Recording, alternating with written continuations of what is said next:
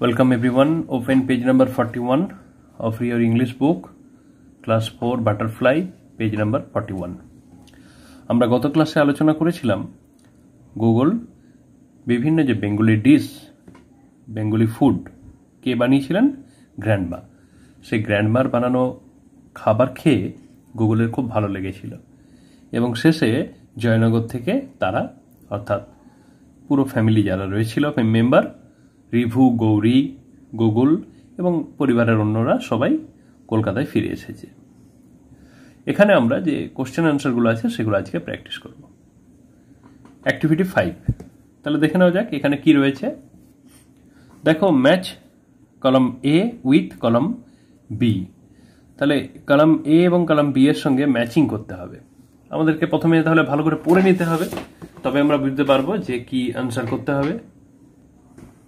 দেখি কি লেখা রয়েছে।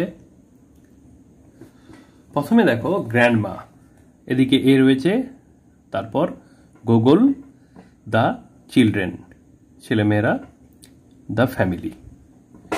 ডান দিকে দেখো বিতে কি রয়েছে? Found the food very tasty. তাহলে কার ফুডটা খুব টেস্টি মনে হয়েছিল? অবশ্যই গুগল।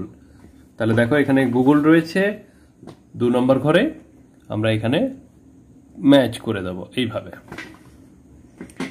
পরেরটা পড়ে নিই। Return to Kolkata in the evening. কলকাতায় কে ফিরে গিয়েছিল? গ্র্যান্ডমা না গুগল? না, গুগল তো একা যায়নি।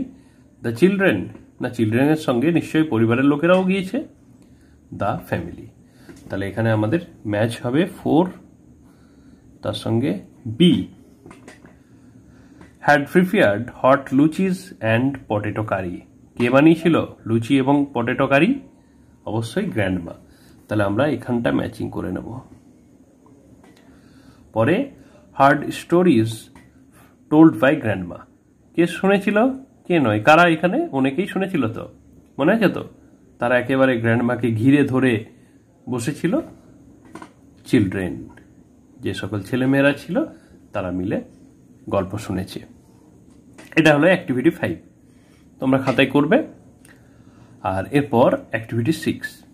তাহলে দেখে নিই, এখানে কিছু কোশ্চেন আনসার রয়েছে যেগুলো আমাদেরকে মন দিয়ে পড়তে হবে, কোশ্চেনগুলো এবং অ্যান্সারগুলো লিখতে হবে। Answer the following questions. A, what did the children do after having breakfast?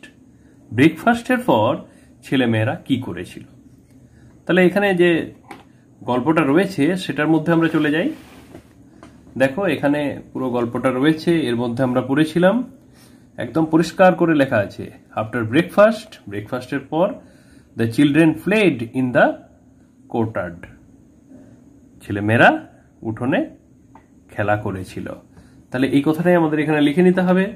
তাহলে এখানে তোমরা খাতা কলম বার করে সুন্দর করে লিখবে। এ নাম্বার দিয়ে দিলাম। আফটার ব্রেকফাস্ট,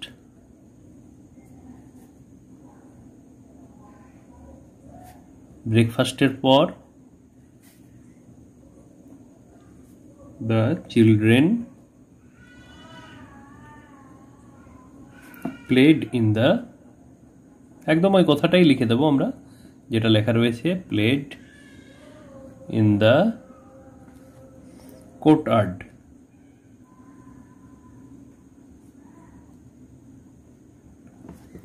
পরিষ্কার করে তোমরা লিখবে অ্যান্সার এ।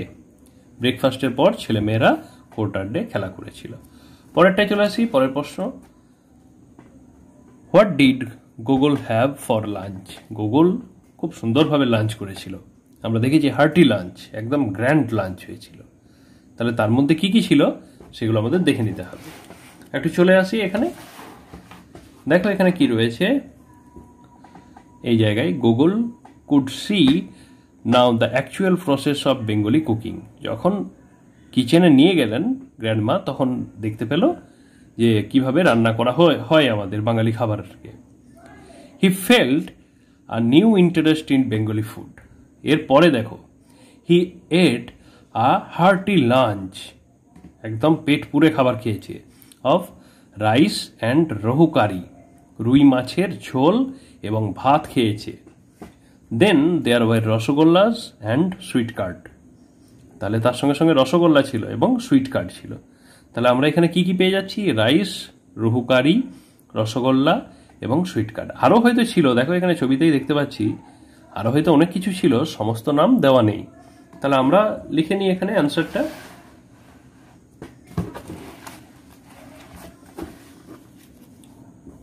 নাম্বার বি দেব।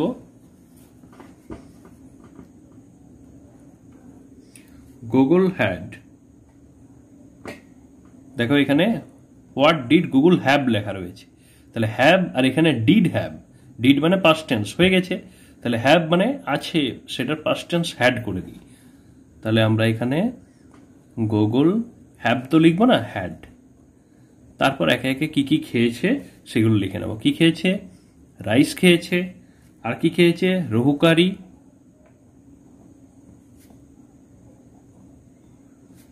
হলো, আর রসগোল্লা,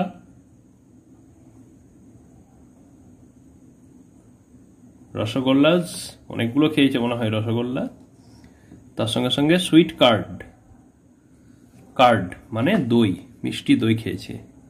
তাহলে আমি আগেই বললাম যে শুধুমাত্র এগুলো নয়, নিশ্চয়ই আরও অনেক কিছু খেয়েছে, সেই জন্য একটা কথা লিখে নেবো এখানে, ইটিসি অ্যাটসেট্রা। তাহলে এখানে বোঝা যাবে যে আরও হয়তো অনেক কিছু খেয়েছে। এখানে পরিষ্কার করে লেখা নেই, কিন্তু আমরা বুঝতে পারছি যে আরও কিছু খেয়েছে। তাহলে গুগল হ্যাড রাইস, রোহকারি, রসগোল্লাস, সুইট কার্ড অ্যাটসেট্রা।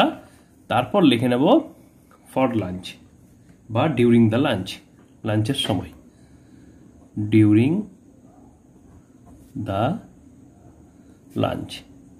তাহলে এর আগের ক্লাসে আমরা পড়েছি লাঞ্চ মানে কি? লাঞ্চ মানে দুপুরের খাবার, ব্রেকফাস্ট মানে কি? সকালের খাবার, আর ডিনার মানে রাত্রের খাবার। চলে আসি পরের প্রশ্নে।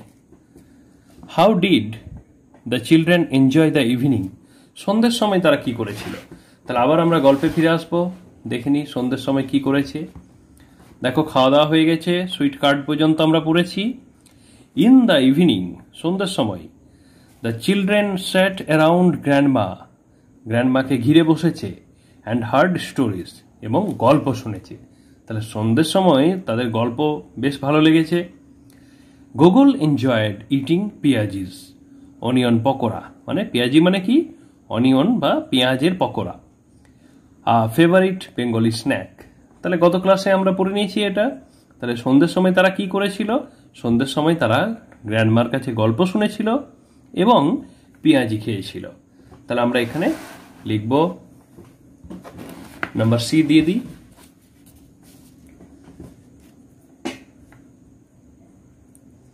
দ্য চিলড্রেন, দেখো এই প্রশ্ন দেখে অ্যান্সার তৈরি করতে হবে। How did the children enjoy the evening? তাহলে এখানে আমরা শুরু করব দ্য চিলড্রেন এনজয়, ডিড আছে সেজন্য এনজয়েড করে দেব। তাহলে লিখে নিই, যেমন প্রশ্ন সেরকম অ্যান্সার করব। দ্য চিলড্রেন এনজয় আছে, এনজয়কে পাস্ট টেন্সে নিয়ে চলে যাই, enjoyed কি? the beautiful stories,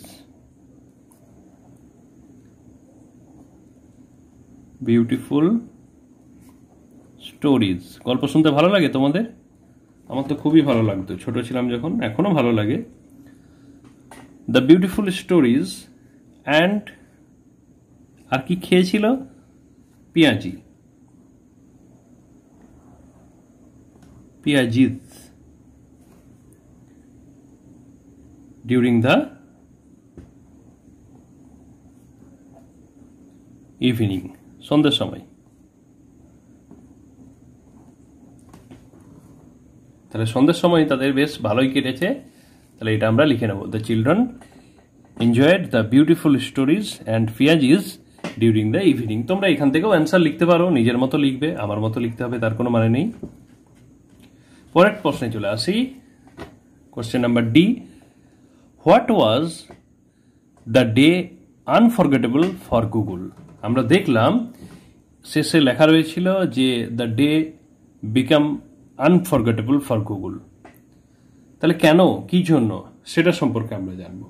তাহলে আমরা দেখেছিলাম যে গুগলের প্রথম প্রথম বাঙালি খাবার ভালো লাগছিল না, সে খুব মিস করছিল। খেলাধুলা বেশ ভালোই করছিল রিভু এবং গৌরীর সঙ্গে, কিন্তু তার এখানে খাওয়া দাওয়াটা ঠিক পোষাচ্ছিল না। তাহলে পরে কিন্তু এইখানে যে আসার পর, অর্থাৎ জয়নগরে আসার পর পুরো ব্যাপারটা কিন্তু পাল্টে গেল। তাহলে এই জায়গার মধ্যে আমরা জিনিসটা পেয়ে যাচ্ছি যে যখন যে ফ্যামিলি রিটার্ন করলো কলকাতায়, তখন এখানে লেখা রয়েছে, দেখো, it had been an unforgettable day for Gogol. কেন? তার কারণ হলো he realise one important thing about Bengali food. বাঙালি খাবার সম্পর্কে সে একটা গুরুত্বপূর্ণ জিনিস বুঝতে পেরেছিল। The taste of Bengali food is closely related with love and care. যত্ন এবং ভালোবাসার সঙ্গে সুসম্পর্কিত বাঙালি খাবার। তাহলে আমরা লিখে নিই, নিজের মনের ভাষায় লিখবো অ্যান্সার। কোশ্চেন নাম্বার ডি দিয়ে দিই এখানে, নাম্বার ডি। তাহলে why was the day unforgettable for Google? The beautiful